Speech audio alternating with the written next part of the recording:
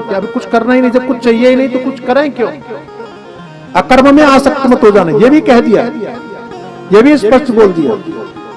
इसी सावधानी की आवश्यकता है, समझने की आवश्यकता है। तो मैं निवेदन करता हूं कि निष्काम कर्म महत्वपूर्ण है, लेकिन अगर मांगना ही है, अगर मांगने की अभिलाषा ही है, अगर मांगने की इच्छा ही है तो भगवान से ही मांगना, किसी और से मत मांगना। मैं इतना निवेदन करता हूं। एक उदाहरण देता हूं। कोई व्यक्ति, उसका एक बालक हो और वो बालक अपने माता पिता से कुछ न मांगता हो, कुछ भी न मांगे, निष्काम भाव से अपने माता पिता के साथ में रहता है, तो ये अच्छा लगेगा माँ बाप को कि नहीं?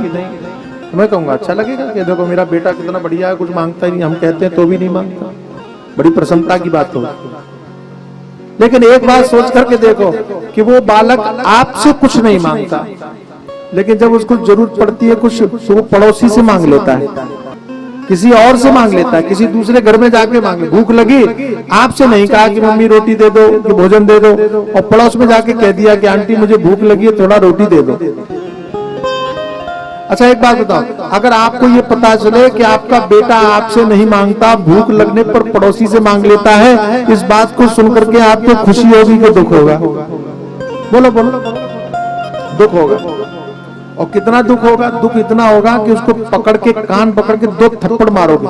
हम मर गए हैं क्या जो तुमको दूसरी जगह जाना पड़ रहा है? यही कहोगे कि नहीं कहोगे? बोलो, हम मर गए हैं क्या कि तुमको दूसरी जगह मांगना पड़ रहा है? ध्यान रखना, जैसे आप अपने बच्चे को दूसरे से मांगते हुए नहीं देख सकते, आप अपने उस बच्चे को कान पकड़ के मारते हो, कहते हो कि हम मर थोड़ी गए हैं, ऐसे ही हमारा भगवान भी अपने भक्तों को दूसरों से मांगता हुआ नहीं देख सकता। अगर मांगता हुआ दिखता है तो उसको भी उतना ही कष्ट, क्या हम मर गए हैं क्या?